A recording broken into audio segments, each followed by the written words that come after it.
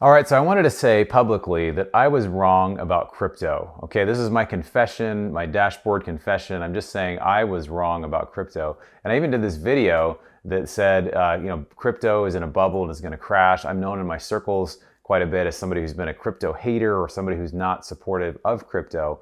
But I've really kind of turned a full circle on this. I actually am a proud owner now of some Bitcoin and a fair amount of it. And there's some reasons that caused me to switch to it. So if you're a real asset investor like myself, we have 150 million in real estate assets, and you have a hard time thinking, how could I ever own any crypto? Why would I ever want to do it? This video is for you, and I encourage you to watch it all the way to the end because it'll give you some real tangible reasons about why you should consider owning some crypto. So there are a few reasons I didn't like it. Like I mentioned, it's not a tangible asset. It's not something you can hold in your hands. I like physical, real things. I still do. There's too much tech fraud out there. We don't know who Satoshi Nakamoto is, or probably butchering the name, but we don't know who he is. We don't know who created this. We don't know some of the history around it. And how is one crypto different from another crypto? These are all concerns that I had. So we're going to go over this in 3 easy, quick steps. I'm going to share a quote for you at the end, and I think you're going to like it, so stick around. All right, so first of all, as we get started, let me say I am not your investment advisor. I'm not giving you any financial advice, so make your own investment decisions, consult your own professionals.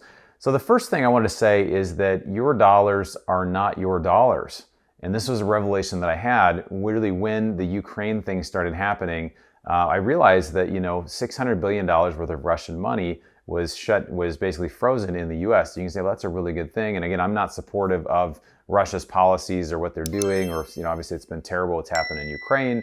But the fact is, this is really unprecedented that one sovereign country is freezing another country's assets for any reason. And there has been some of that that's been done in the past, but it's becoming more and more common that now assets are just kind of being frozen by whoever, whenever they feel like. So that's something that's really interesting. You also see this as well from a more personal liberty standpoint when you look at the Canadian truckers, right? So the Canadian truckers, they were making a stand for freedom and doing what they, felt was right. And they shut down the GoFundMe for the Canadian truckers. But it wasn't just that. That's one thing to shut down money for a cause, which I still think is a good cause. There's a lot of great people that were standing up saying, hey, we don't want to be as controlled by the Canadian government, right?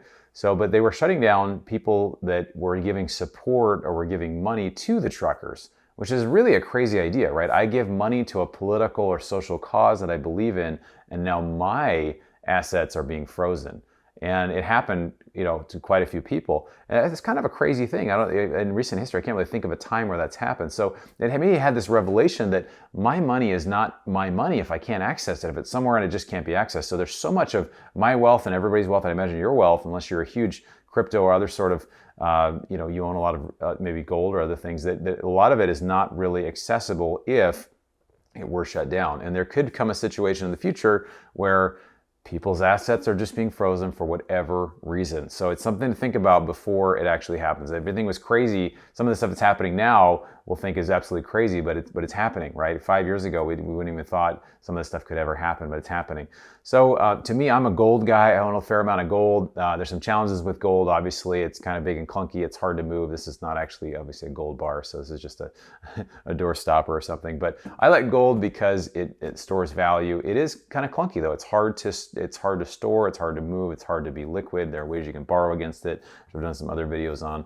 But Bitcoin kind of solves this problem because, especially if you have it off an exchange, because you can access it anywhere in the world. It can be outside of the financial system. I will say this, if you have your crypto on an exchange, it can be frozen. Some of the truckers and everything was, the stuff was frozen on exchanges. And now exchanges that sell cryptocurrency, they're being much more selective on how much data they pick and, from you. They're trying to get information so that they can potentially, the government wants to be able to access and shut down crypto if it's someone that they don't like or they don't think should be doing certain things with that crypto. So if you have a Bitcoin wallet, you can pull it off of an exchange. Another reason, I have a good friend who lost over 7 figures on an exchange, and it happened because his cell phone somehow internally through the cell phone company, I can't remember if it was AT&T or T-Mobile, there was some internal employee or some sort of thing that hacked into it, got the information, pulled it off an exchange, and he's in a lawsuit now right now trying to get it back. But it's really crazy, right? It's really crazy that, again, if it's on an exchange, it's not necessarily secure. So if you get it off the exchange, there's also risk there that you could lose the password, or you could lose the wallet. But again, you do have some money outside of a financial system. So I think that's something to really consider. But it is accessible worldwide. There's going to be a push probably from central bankers that we're starting to see against crypto, especially as they create more of their own central bank digital currencies. But I think that they're not going to be able to stop it, because it is, you really pretty much would have to shut down the internet to really stop crypto or stop Bitcoin. So anyway, I think that's a really interesting idea. I also want to jump into inflation hedge strategies and why crypto can help you with that. All right, so the second thing is to explore your inflation hedge options, right? There are different ways to hedge inflation. We talk about printing money. We talk about all the things that are happening today where money is being devalued over time. So I have a good friend of mine who says, hey, I own all this real estate, I own all this multifamily, I've got cash flow to cover expenses. Why do I need to own anything else? Why do I need to own gold? Why do I need to own crypto?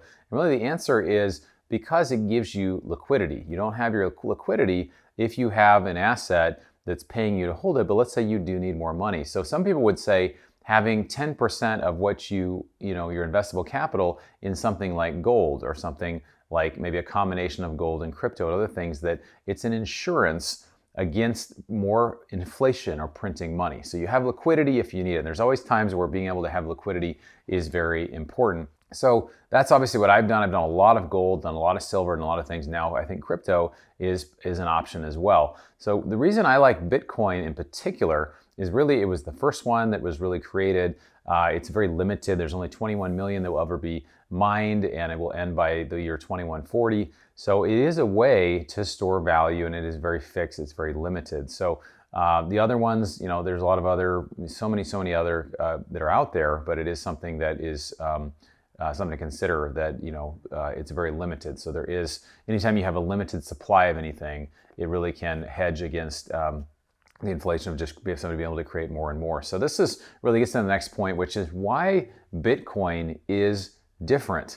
Because I did, and one of my points on a prior video where I talked about crypto crashing was, the idea of MySpace and Facebook, right? When I was maybe in college or whatever, everybody's using MySpace, and then people switched suddenly to Facebook, and nobody used MySpace anymore, right? So who's to say one crypto is not going to be one thing and another? But there are two books that really help me understand this, because it's hard to really get into the whole conversation about how this works. But this book here called Layered Money by Nick Bhatia, this is a great book that really just talks about the history of the monetary system. This guy is a professor at USC, University of Southern California, talks about how we used to be tethered to gold. Gold was the base money, is what he called it. You have different layers of money, and the base money was gold, and that kind of tethered everything. And now it's just the dollar. Everything is really tethered to the dollar. So, but the world is really looking for a reset. They're looking for some other type of currency, because we really misused the dollar. The dollar's been devalued. We have this incredible advantage as Americans that we can buy things super cheap. All the stuff we buy on Amazon, all the stuff we're buying overseas,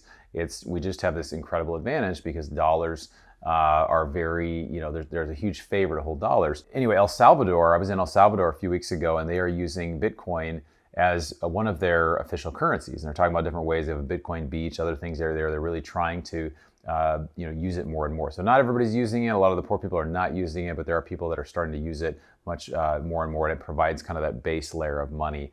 The second book is this book my friend Mark Moss recommended. It's called Thank God for Bitcoin. It's a really interesting book. It kind of comes from a faith-based background or a Christian background, but it really talks about the idea of the nature of money, of what really is money. When you look at dollars, he's basically saying that the dollar system is a corrupt system.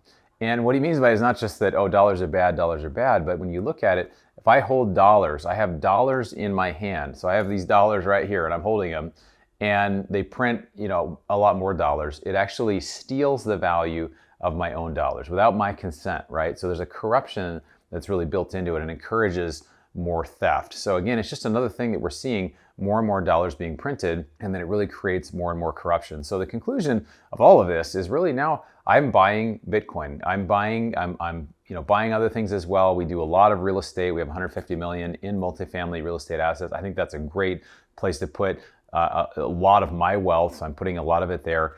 But buying Bitcoin is great off of an exchange. Being able to have some access outside of the financial system can be really helpful. And really, it's another hedge. It's another form of liquidity. It's another form of being able to move money around if you need to. If there ever was a situation that you needed to be able to move money around, and for whatever reason you weren't able to do it. And again, everything is being able to foresee what could happen in the future. And in the future, if there were some times where certain political groups or there was limiting mobility or a certain group got in power and said, hey, we don't want this certain group to be able to move money or things, I just want to have the flexibility and the ability to move money the way I want to move it. So check that out. I want to share this quote with you, which I think is really interesting, from Peter Thiel, serial entrepreneur. He says this. He says, I do think Bitcoin is the first encrypted money that has the potential to do something like change the world. So again, it's something a lot of very successful, very wealthy people are really seeing, that this has the potential, and I'm not saying it's going to, but it has the potential to really change the world. So something that, to have liquidity, to have some inflation hedge, to just have something outside of the financial system could be really helpful for you. I want to share this video with you about, during a time of inflation, what are the best choices to invest in? So my friends Rick Rule and George Gammon came on a panel here. You can check it out up here. Check out that video there. And then I want to see below in the comments, particularly if you have recently bought crypto, you bought Bitcoin, or you have opinions about whether people should or should not buy crypto. So stick that in the comments below. I want to see, we're going to have people on both sides of the aisle there, but just put it down in the comments. Are you somebody who was against crypto and now you're buying it? Are you somebody who just feels everybody should do it? Stick that in the comments. That'll really help our community, and we'll look forward to seeing you on the next video.